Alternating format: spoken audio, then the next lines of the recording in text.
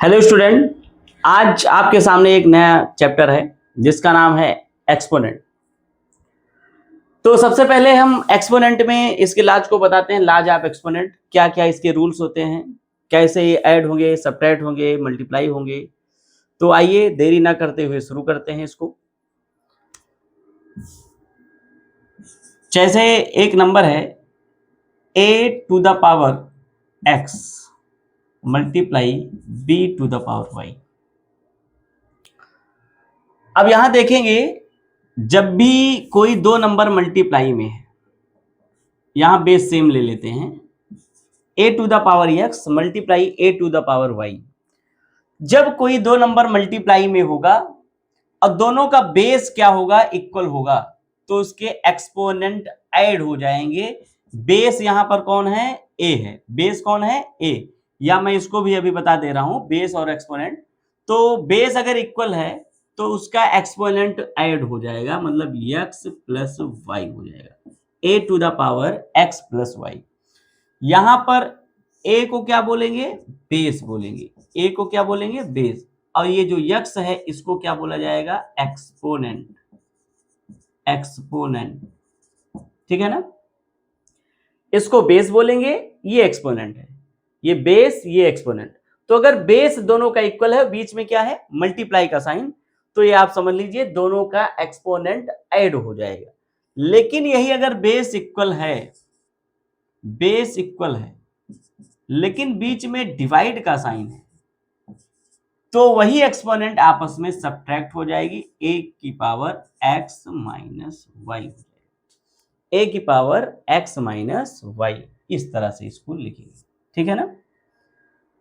यहां पर अगर किसी नंबर को रेसिप्रोकल करते हैं, बेस को रेसिप्रोकल करते हैं, तो उसके एक्सपोनेंट का साइन चेंज हो जाता है। जैसे मैं यहां लिख दूं a अपान b की पावर x, तो मैं यहां लिख सकता हूं, अगर इसको रेसिप्रोकल करता हूं, a को b के प्लेस पे, b को a के प्लेस को, न्यूमरेटर को डिनोमिनेटर के प्लेस पे, डिनोमिनेटर को न्यूमरेटर, यहां b अपान ए कर देते, तो ये जो x है ये माइनस x हो जाएगा। कहने का मतलब ये है, जब किसी नंबर के बेस को हम रेसिप्रोकल कर देंगे, न्यूमरेटर को डिनोमिनेटर में या डिनोमिनेटर को न्यूमरेटर में, तो उसके एक्सपोनेंट का साइन चेंज होगा बस। यहां प्लस एक्स था, माइनस एक्स। अगर यहां ऑलरेडी नेगेटिव होता तो पॉजिटिव हो जाता। अगर एक्सपोनेंट नेगेटिव है तो पॉजिटिव हो जाएगा। कभी कभी कुछ क्वेश्चनों में एक्सपोनेंट हमको नेगेटिव ऑप्टेन होती है, नेगेटिव एक्सपोनेंट हमको मिल जाती है, तो उसको पॉजिटिव करने के लिए हम क्या करते हैं, बेस को रेसिप्रोकल कर देते हैं। बेस को क्या कर देते हैं, रेसिप्रोकल कर देते हैं। इस चीज का ध्यान रखना। जैसे मान लो मैं कोई क्वेश्चन सॉल्व कर रहा हूं और वहां आ गया 2 की पावर माइनस 5, 2 की पावर माइनस 5, 1 अपान 2 की पावर माइनस 5।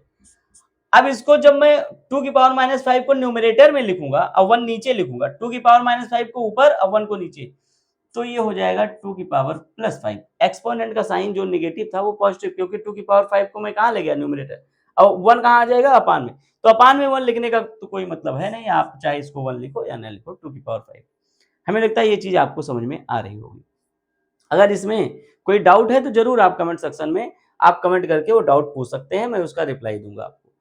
अब आगे देखिए, अगर किसी भी नंबर की पावर 0 लिखी हुई है, अंदर में चाहे जितनी बड़ी नंबर हो, चाहे जितनी छोटी नंबर हो, तो उसकी वैल्यू 1 होती है। अब वो चाहे कोई कांस्टेंट नंबर हो, जैसे 5 to the power 0 equal to 1, तो उसकी वैल्यू हो जाएगी 1। अगर कोई वेरिएबल है, जैसे x की पावर 0 कर दिया जाए, तब भी उसकी वैल्यू क्या होगी, 1 होगी। समझ गए ना। मतलब अगर किसी भी कांस्टेंट या किसी भी वेरिएबल की पावर 0 लिखी जाती है तो उसकी वैल्यू क्या होगी, 1 होगी, ऑलवेज 1 होगी। इसको मैं आपको प्रूव करके भी अभी बता दे रहा हूं ये कैसे 1 होता है। जैसे मान लीजिए आपने लिखा 5 की पावर 0 इक्वल टू 1।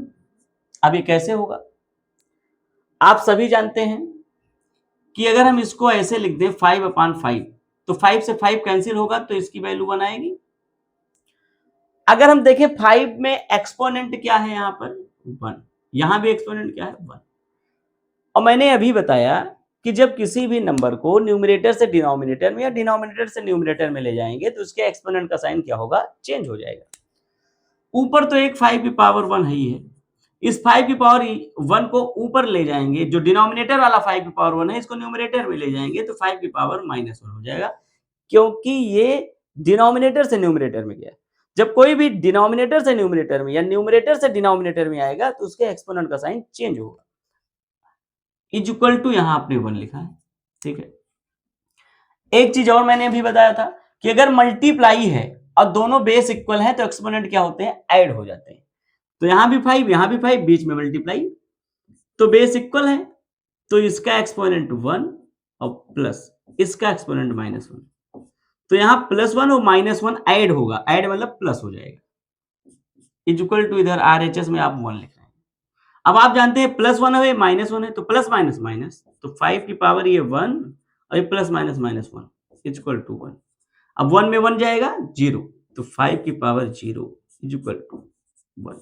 इस तरह से आप इसको देखेंगे, किसी भी नंबर चाहे वो कांस्टेंट हो या वेरिएबल, किसी भी नंबर की पावर अगर एक्सपोनेंट अगर 0 है तो इसकी वैल्यू क्या आएगी, 1 आएगी। आई होप ये चीज आपको समझ में आया हो। अब एक चीज और, अगर बेस इक्वल है और बीच में मल्टीप्लाई है तो एक्सपोनेंट ऐड होता है, लेकिन अगर वही बेस इक्वल है और बीच में डिवाइड है तो एक्सपोनेंट माइनस होता है।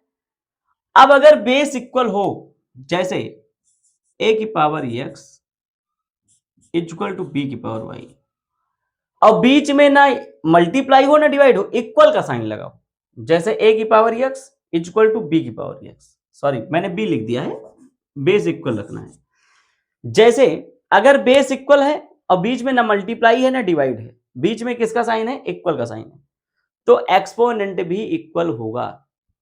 बेस इक्वल है दोनों साइड में, बीच में इक्वल का साइन है, तो अगर बेस इक्वल है तो एक्सपोनेंट भी क्या होगा, इक्वल होगा। कंपेयरिंग बोथ साइड, दोनों तरफ क्या होगा, इक्वल होगा। If a to the power x is equal to a to the power y, then x is equal to y। Okay, अब इसका अपोजिट, ये हो गया फर्स्ट रूल आपका, ये हो गया सेकेंड, ये हो गया आपका थर्ड, ठीक है ना, अब ये हो गया आपका फिफ्थ, तो फोर्थ, और ये हो गया आपका फिफ्थ। अब ये सिक्स्थ नंबर देखिए, इसका अपोजिट क्या, यहां मैंने बताया बेस इक्वल होगा तो एक्सपोनेंट इक्वल होगा। अब अगर एक्सपोनेंट इक्वल है तो बेस भी इक्वल होगा, जैसे हम यहां लिख दें if a to the power x is equal to b to the power x। अब यहां बेस इक्वल नहीं है, यहां क्या इक्वल है, एक्सपोनेंट, यहां a की पावर x है, यहां भी b की पावर x है। अब अगर दोनों तरफ एक्सपोनेंट इक्वल है और बीच में इक्वल टू का साइन है तो बेस भी दोनों इक्वल होंगे, then a is equal to b।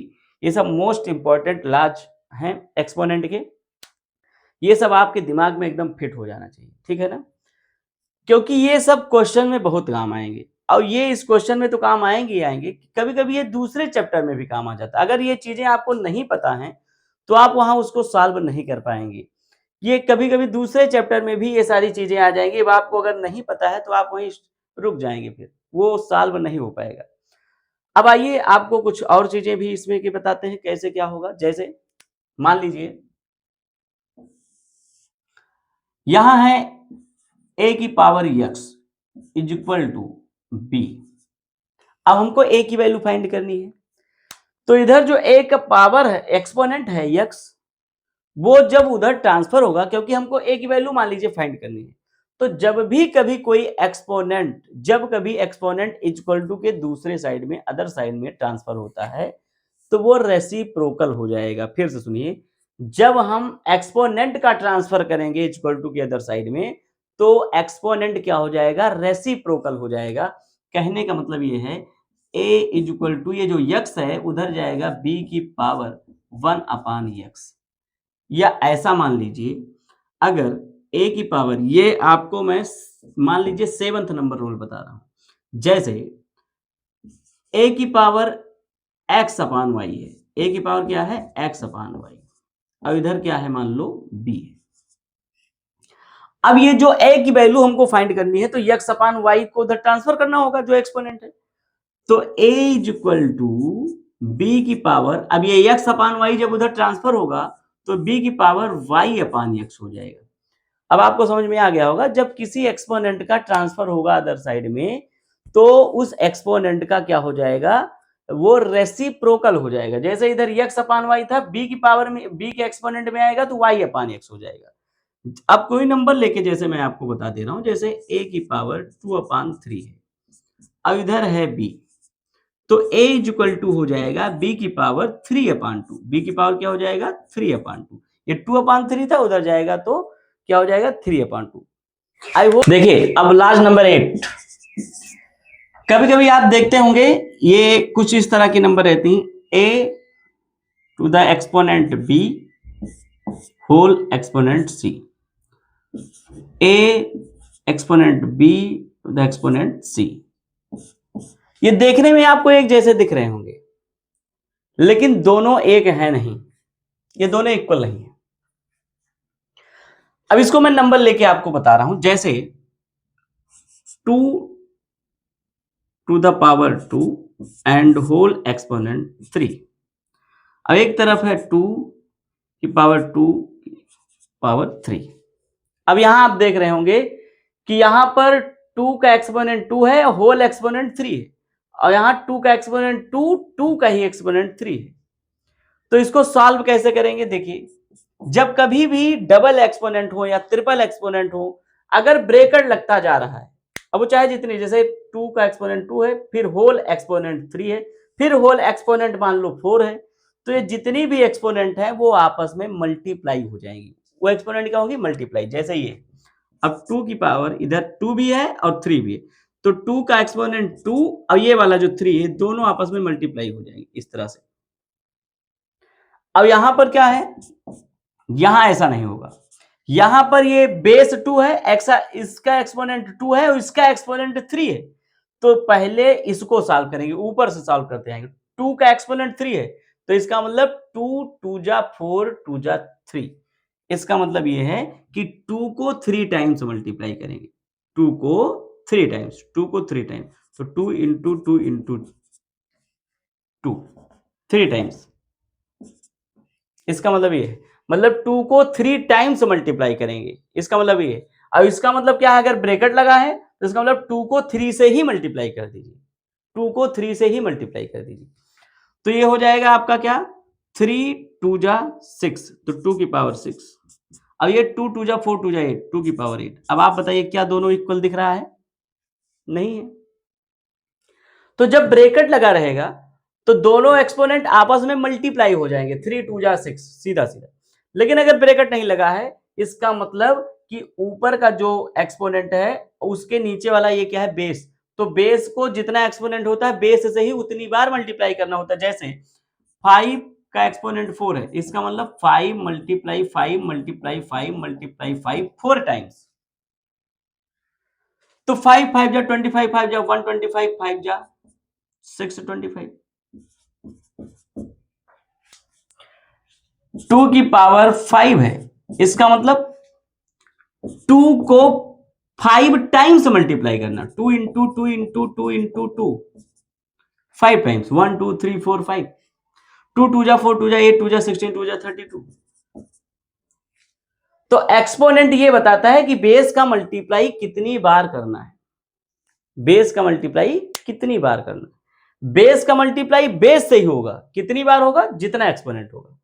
अब यहां एक्सपोनेंट 5 है तो 2 का मल्टीप्लाई 2 से ही 5 टाइम्स, यहां एक्सपोनेंट क्या है 4 और बेस क्या है 5, तो इसका मतलब क्या है कि 5 का मल्टीप्लाई 5 से ही 4 टाइम्स, एक्सपोनेंट बताएगा कितने times, how many times, 1 2 3 4 times. तो यहां अब ये क्या है, इसका मतलब ये है कि अगर ब्रैकेट लगा है, ब्रैकेट लगा है, तो ये दोनों ही एक्सपोनेंट आपस में मल्टीप्लाई हो जाएंगे। लेकिन अगर यहां बेस नहीं, यहां पर आपका ब्रैकेट नहीं लगा है, तो इसका मतलब ये बेस ये एक्सपोनेंट है, पहले इसी को हम सॉल्व कर लेंगे। तो 2 का एक्सपोनेंट 3 मतलब 2 2 जा 4 2 जा 8, अब इसका बेस ये बनेगा, और यहां ये होल बेस ये 2 की पावर 2 ही है, समझ लीजिए। तो इस तरह से ये आ जाएगा आपका। आई होप आपको ये समझ में आया होगा। अब ये जो लार्ज ऑफ एक्सपोनेंट है ये कंप्लीट हो गए हैं। अब आपको आगे हम क्वेश्चन की तरफ लेके चलेंगे। जो क्वेश्चंस होंगे इन्हीं रूल्स पर लगेंगे, इसी लाज पर क्वेश्चन सब डिपेंड होंगे। अगर आपको लाज अच्छे से आ रहा है तो आप बहुत आसानी से क्वेश्चन को सॉल्व करते हैं। आज के लिए इतना ही। Okay, thank you.